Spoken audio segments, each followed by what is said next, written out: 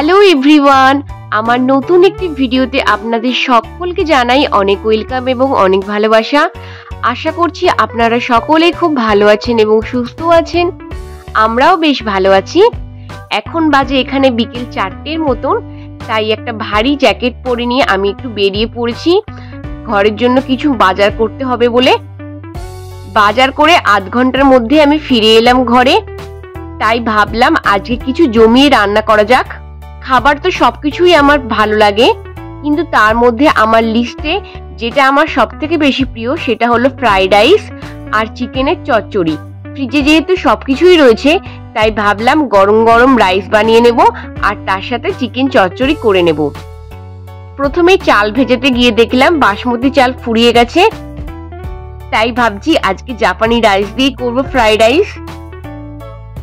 আমি এখানে 1.5 কাপের মতো চাল নিয়েছি। তারপরে চালটাকে ভালো করে 2-3 বার জল পাল্টে পাল্টে আমি ধুয়ে নিলাম।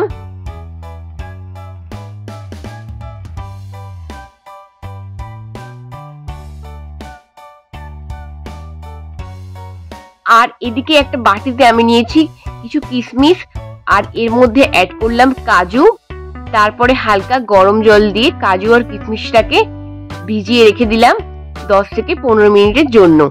আমি যবে থেকে জাপানে এসেছি, জাপানে আসার পরই দেখছি তাপমাত্রা এতটাই নিচে নেমে থাকে যে গরম জল আর হিটার চালানো ছাড়া এখানে কোনোই উপায় নেই। আর আমরা তো সবাই জানি জাপান একটা এক্সপেন্সিভ কান্ট্রি, আর শীতকালে এর উদাহরণটা একটু বেশি পাওয়া যায়। শীতকালে ঘর গরম করতে বেশিরভাগ সময় হিটার চালিয়ে রাখতে হয়, তাই ইলেকট্রিক বিলটা একটু বেশি বেড়ে যায়। দেখো, এদিকে কথা বলতে বলতে তোমাদের সাথে মাংসের জন্য আমার আলুটাও ভাজা হয়ে গেছে। চিকেনের সাথে আদা রসুনের পেস্ট, নুন আর পেঁয়াজের বেরেস্তা বানিয়েছিলাম। সবকিছু দিয়ে চিকেনটাকে ম্যারিনেট করে আমি আধ ঘন্টার জন্য রেস্টে রেখে দেবো।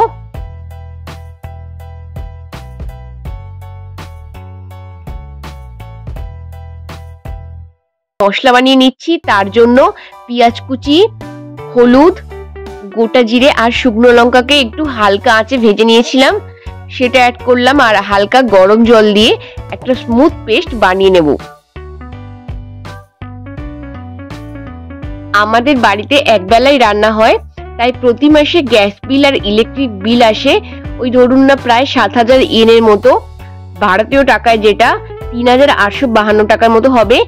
আর লাইট শুধুমাত্র রাতেই জ্বলে, আর সকালবেলায় অতটা লাইট জ্বালানোর প্রয়োজন হয় না, কেননা আমরা যেহেতু 4 তলায় থাকি, তাই এখানে সকাল থেকে একদম বিকেল পর্যন্ত অনেক রোদ পড়ে, তাই সকালটা একদম গরম থাকে। এই বিলের কথা বলতে বলতে চলো রান্নায় ফিরে যাই।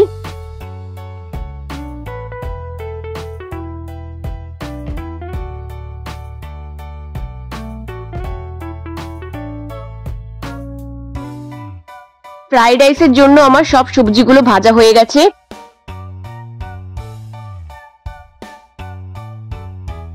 এরপর এর মধ্যে আমি অ্যাড করলাম একটু ভিনিগার, তারপরে দিলাম অল্প একটু টমেটো কেচাপ, চিলি সস। তারপর একটু নাড়াচাড়া করে নিয়ে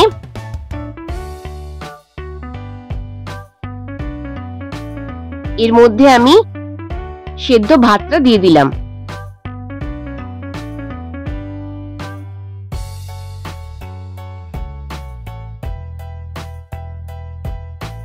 ভাতটা দিয়ে আরো 2 মিনিটের মতো ভেজে নিয়ে এর মধ্যে আমি ভেজানো কাজু কিশমিশটা অ্যাড করেছি। তারপরে আবারও 1 মিনিটের মতো ভেজে নিয়ে আমি নামিয়ে নিলাম। আমার মিষ্টি ফ্রাইড রাইস খেতে একদম ভালো লাগে না, এরকম ফ্রাইড রাইসটাই আমার বেশি প্রিয়, তাই আমি এরকম করেই ফ্রাইড রাইস খেতে প্রেফার করি। আর দেখো, তেল গরম করে নিয়ে এর মধ্যে দারচিনি আর তেজপাতা অ্যাড করেছি। তারপরে একটু নাড়াচাড়া করে নিয়ে চিকেনের যে মশলাটা করেছিলাম সেই মশলাটা অ্যাড করলাম, আর অল্প একটু ধনে গুঁড়ো দিয়ে মশলাটাকে ততক্ষণ কষতে হবে যতক্ষণ না মশলা থেকে তেল ছাড়ে।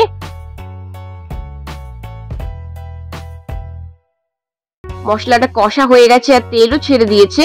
এর মধ্যে এবার ম্যারিনেট করা চিকেনটা অ্যাড করলাম। তারপরে ঢাকা দিয়ে দিয়ে চিকেনটাকে রান্না করতে হবে যতক্ষণ না চিকেনটা থেকে জল বেরিয়ে চিকেনটা একদম কষা হয়ে যায়, ততক্ষণ রান্না করতে হবে।